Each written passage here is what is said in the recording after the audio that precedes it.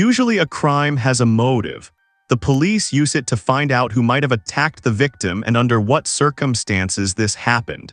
In some cases, however, people's actions remain a mystery, although they can cost innocent lives. It is often said that you have to choose between career or family to truly excel in at least one thing. However, those who choose the former will inevitably want to find a partner and start a family at some point.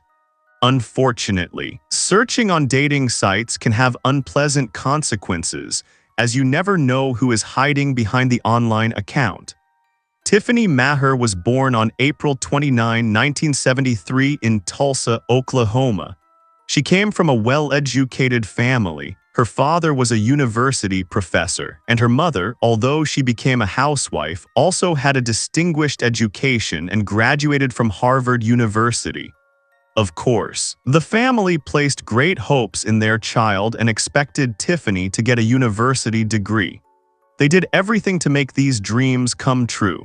She had a high IQ and all the prerequisites for her success were given from the start. There was a calm, loving atmosphere in the family. A lot of attention was paid to education, and this bore fruit almost immediately. From the start, Tiffany was accompanied by luck. She successfully finished school, began her studies, and was able to fulfill her parents' hopes. Of course, this could not remain without an impact on her daily life. Tiffany spent a lot of time studying and was somewhat reserved, although she could get along with everyone. However, when you got to know her better, she revealed her best qualities: sociability, sense of humor, intelligence, and natural charm. Tiffany was not looking for romantic relationships as she was concentrating on her studies. She loved her studies and, thanks to her intelligence, seemed able to move mountains. Therefore, she decided to postpone the search for a soulmate until better times. Tiffany was a 40-year-old woman of outstanding intelligence and education, but remained single and lived in her apartment in the small town of Tahlequah, Oklahoma, USA. She found it difficult to find a soulmate, although she was very eager to find her happiness. Tiffany had always loved pets. Her friends gave her 2 cats and joked that the pets would be her reliable companions since her friend's wedding had been delayed. The pets provided her with good company. The woman loved her cats very much, treated them like her children, and gave them all her love. Obviously, they alleviated her loneliness. The love was mutual. Nevertheless, she dreamed of more. During this time, Tiffany worked as an assistant professor in the Department of Chemistry at Northeastern State University. Colleagues and students knew her as an open and friendly person who easily got into conversation with everyone. Her lectures were characterized by their informative nature and her ability to interest the audience. She lightened the subject with jokes, and her lectures were never boring. Everyone in her immediate vicinity admired the cheerful Tiffany. Besides work, Tiffany crocheted, did karaoke, and liked to spend time with friends.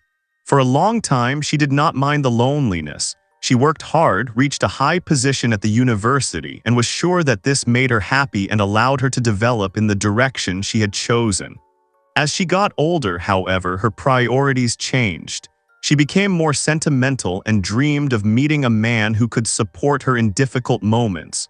Hoping to find love, Tiffany created a profile on a dating website, hoping to find the person she had secretly always dreamed of.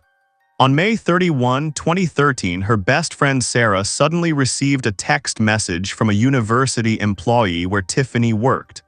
The woman was supposed to give a lecture, but Tiffany did not show up, which was completely uncharacteristic for such a responsible person.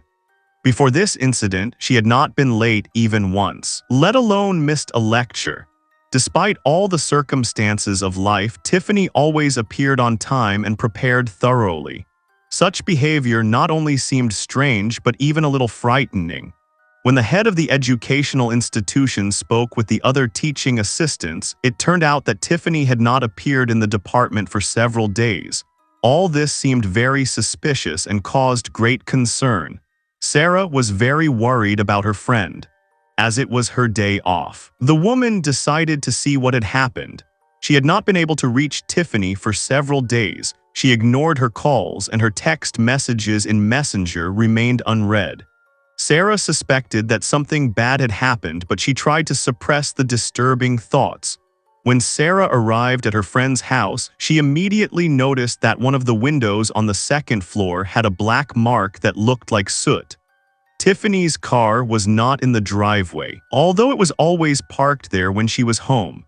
Sarah noticed that the cat window that Tiffany always left open so that her cats could go outside freely and return to the house was closed. When Sarah went to this window and looked in, she saw one of Tiffany's favorite cats lying on the floor without a sign of life. It seemed as if the cat had died. The circumstances became more and more frightening. Sarah decided to call the emergency services. She did not go into the house, but immediately called the emergency center and described all the oddities she had noticed.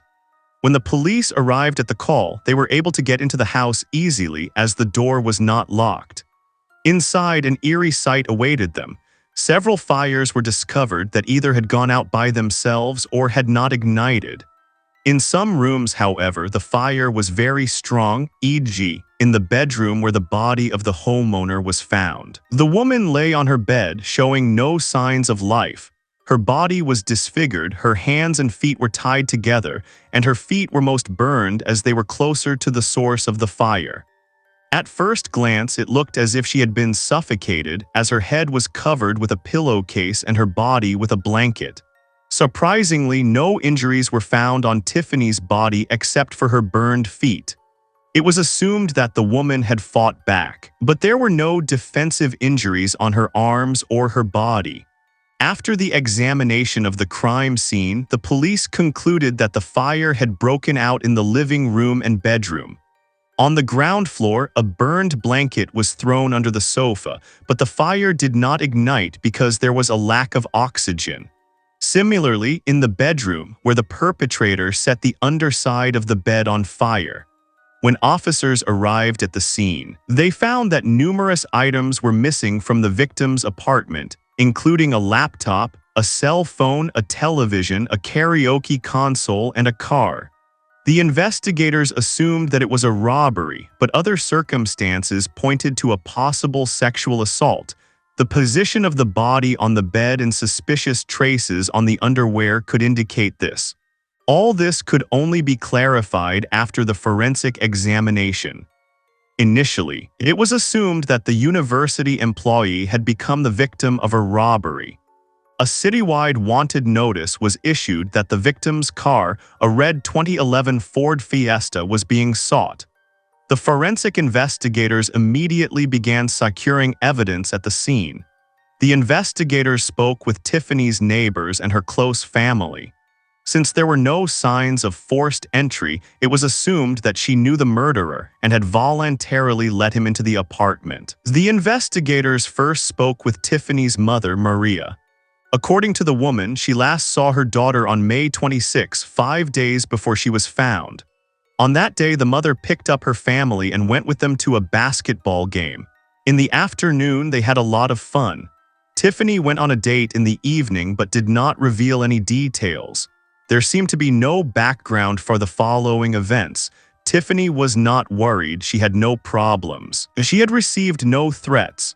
After the autopsy was completed, the medical examiner provided new data. The expert had difficulty determining the cause of death. There were no injuries. He concluded that the woman had been killed by a long interruption of oxygen supply without any strong physical impact, such as with a pillowcase that the investigators found with her. In such a case, it takes much longer, but there are no signs of strangulation. The medical examiner ruled out suffocation by fire because no smoke was found in the woman's lungs. It was clear that she had died before the fire, and the fire itself was probably seen by the perpetrator as a way to remove traces of the crime and valuable evidence. The specialist was able to determine the approximate date of death. Tiffany was murdered on May 26, 5 days before Sarah contacted the police. Against this background, the information from the victim's mother about the meeting Tiffany attended on the day of her death seemed important. Now it was necessary to find out who the deceased wanted to meet. To obtain further information, the investigators needed the woman's storage media and means of communication. Tiffany's mother suggested checking her private office at the university, where she spent most of her time.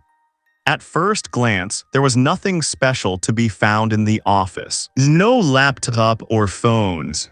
Nevertheless, we managed to take a look at her work computer. It turned out that it had been switched on the whole time.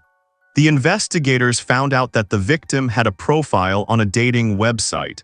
The best friend confirmed that Tiffany had recently thought a little about dating and romance. Despite previous failures, she wanted to find a life partner. Tiffany used a Canadian dating website that was well known. At this time, the law enforcement authorities contacted the website administration in the hope of obtaining valuable information about the deceased woman's search for a partner and correspondence. However, since it was a Canadian site, an application had to be made, and due to bureaucratic delays, they had to wait a long time for an answer to get access. Some time later, it was possible to find the victim's car. The police received a tip. Surprisingly, it turned out that the car was parked in the parking lot of an apartment building where the woman's parents lived. They had not mentioned anything about it, and the incident seemed very strange to them. The investigators contacted the parents again, but both had no idea that their daughter's vehicle had been standing literally in front of their noses the whole time. After the interrogation, it turned out that the mother and father were indeed not involved in the incident. They had an alibi. It became clear that the stolen car might have been deliberately left there by the perpetrator to cover up the tracks and incriminate the murdered woman's family. In any case, it was decided to seize the car and send it for examination. Forensic experts examined it. The experts tried to find clues about the possible perpetrator. They managed to find fingerprints on the steering wheel and other DNA traces that clearly did not belong to the victim. The investigators found a toll tag that left a sticky residue on the windshield. The tag was originally attached but was removed after the vehicle disappeared. The investigators found it in the glove compartment. This helped to clarify the time frame. The officers discovered that the tag was purchased on May 26, 2013 at 11 a.m. The investigators assumed that the sticker was removed that same evening, presumably by the perpetrator. This means that Tiffany was no longer alive at that time. Finally, the administration of the Canadian dating website responded. It became known that Tiffany had created her profile at the beginning of May of the same year and had been communicating with several men at the same time. However, the woman corresponded most frequently with one man. Unfortunately, he did not give his real first and last name on the website. The account was called Caney Finder 1980. There was no photo and no phone number, which looked suspicious from the start. Unfortunately, this account was deactivated on the day the university lecturer's body was found. It is probable that this person had something to do with the murder, but he could not be located. The suspect had done his job carefully. The investigators managed to retrieve the correspondence between Tiffany, whose nickname was Learspabe, and the mysterious Caney Finder 1980. They had chatted and flirted with each other for a long time and often, but there was nothing suspicious. The investigators checked the victim's phone records. It turned out that she frequently contacted a man whose name was not listed in the contact list. The investigators called the number but could not get a call back. Fortunately, the analysis of the phone number showed that it was registered to a man who presented himself as Big Daddy on another website. This was the same person who also used the nickname Caney Finder 1980.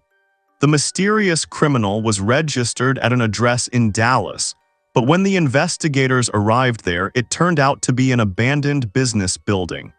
Apparently, the criminal had carefully covered his tracks to conceal his identity, and he was quite good at it.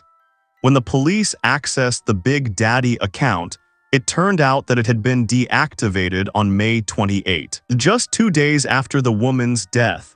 3 minutes later, he had registered again with a new nickname. Since several items were missing from the victim's apartment, it was decided to check the local pawn shops. Pawn shops usually require a passport, so the identity of the abductor could have gotten into the hands of pawn shop employees and thus into the hands of the investigators.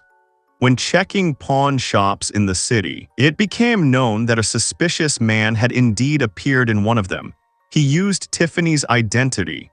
Finally, it was possible to identify him. The main suspect was the 33-year-old Joshua Schneider, who lives in the town of Broken Arrow, Oklahoma. He was most likely the user of the account Big Daddy, the same acquaintance from the website who corresponded so actively with the murder victim. It turned out that Joshua was a frequent visitor to police stations and had spent a long time in prison for kidnappings, thefts, and sexual offenses.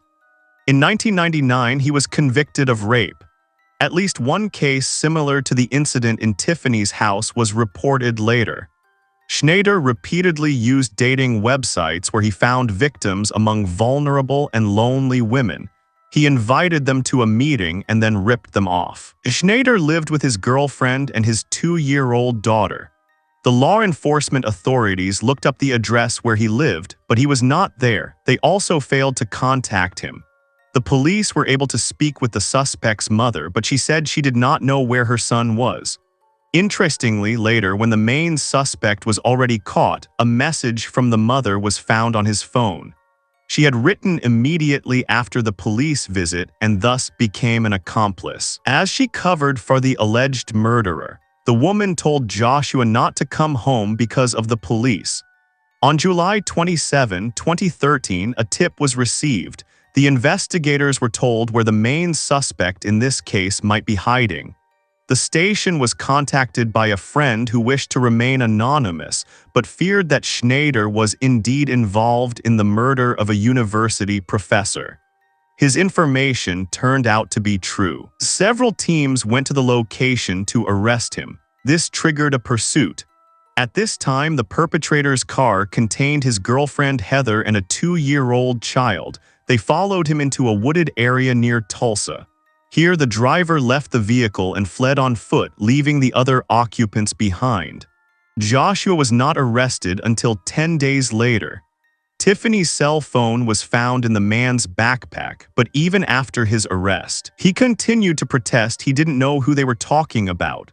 Nevertheless, it quickly turned out that the man was in possession of the woman's laptop and some other stolen items. All this was in the house where Joshua lived with his wife. This suggested that Heather was his accomplice. She was also arrested, and the child was taken into custody. Joshua's DNA was found on Tiffany's bedding and on the steering wheel of her car. There was now no doubt that he was the perpetrator. After all this, the likely perpetrator and his mother, Karen Griffith, were taken to the police station. It was obvious that she was trying to warn her son and help him escape from the police officers. She may also have played a more active role in the crime. All speculation had to be checked. Initially, the woman stated that she did not understand what was going on. The more, however, she realized that the police had a sufficient reason to arrest her, the more nervous she became. She finally admitted to having warned her son after the arrival of the investigators, but denied all other accusations. In July 2013, the 33-year-old man was charged with the murder of Tiffany, rape, robbery, and attempting to obstruct the investigation. His girlfriend Heather agreed to cooperate with the investigation and was acquitted of all charges. She appeared at the hearing against Joshua and stated that her boyfriend had confessed the murder to her and had tried to escape from the police, risking her life and that of her daughter. Under the pressure of undeniable evidence, Joshua began to testify. He claimed the online relationship had started with a casual flirt, but he and Tiffany wanted to meet in real life on that fateful day. Their meeting had been turbulent. First they had sex, then they just talked. When the man suddenly confessed that he lived with his girlfriend and child, Tiffany allegedly became angry. The woman began to threaten to expose him to Heather. A dispute arose between the two which escalated into a fight. According to Joshua, he tried to defend himself against Tiffany's blows, defended himself with a block, but could not estimate his strength, so the woman fell to the floor and lost consciousness. According to his version, after that, for some reason, a fire broke out, the cause of which he does not know. The man claimed that Tiffany was still alive when he left the scene. However, the prosecution believed that his story was a lie. The story sounded completely implausible. In 2015, the investigators managed to reconstruct the events and establish the prosecution's strategy. On the afternoon of May 26, Tiffany went to a basketball game with her parents. Afterwards, she wanted to meet with Joshua. In the evening, the woman picked him up in her vehicle, and they drove to her house. There, the man tied her up, raped her, and then strangled her. The incarcerated man denied having raped Tiffany and insisted that it was consensual. However, experts were of a different opinion. Something drove the perpetrator, however, to kill the woman. Then he robbed her and then tried to burn the house with all the evidence. Fortunately, the perpetrator left the house before he realized that the arson had failed and his plan had failed. The fire was started in the victim's bedroom. Another fire was discovered in the living room, but it was also unsuccessful. The first fire disfigured the body. Schneider managed to cause damage, which made the work of the forensic investigators more difficult. Joshua escaped, stole Tiffany's car, and parked it in front of her parents' apartment complex, hoping to confuse the investigation. The investigators were able to find out that the perpetrator had sold some of the stolen items to pawn shops, some of which were recovered by the victim's family. The court appointed Joshua a lawyer who asked not to impose the maximum possible sentence on the defendant as he had committed his first crime at the age of 18. It was an immature person who had fallen under bad influence. Furthermore, the defense lawyer believed that the defendant had been abused by his father as a child. This sounded unconvincing, of course, given the brutality of the massacre. Something like that was simply unjustifiable. The perpetrator was obviously trying to cover his tracks and evade the police, and he was very dangerous. He also showed no remorse. The entire process remained indifferent. Against this background, the jury found Joshua guilty as charged. He received a life sentence without parole for murder and 2 life sentences for arson and theft. All these sentences he must serve consecutively. The prosecution informed the jury about Schneider's previous convictions and even about another murder that the defendant had committed. He had befriended a woman named Martha online who was later found dead in her own apartment. At that time, the perpetrator could not be located. However, a similar modus operandi now suggested that Joshua was also involved in the massacre. The perpetrator continued to insist on his innocence. The defense lawyer tried to appeal against the verdict and argued that the evidence presented at the 8-day hearing was not sufficient to sentence him to 3 life sentences, and that the non-parole of the murderer was considered an exceptional measure. The defense lawyer doubted the competence of the investigation, pointing to possible errors in the investigation, and insisted that Tiffany's death was the result of an accident or manslaughter since she had voluntarily invited Joshua into her house.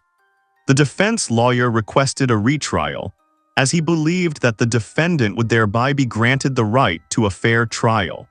He argued further that Schneider's constitutional rights had been violated and that the investigation had done everything to indict the first person they caught. The defendant's history of violent crime made him an ideal target, according to the defense lawyer.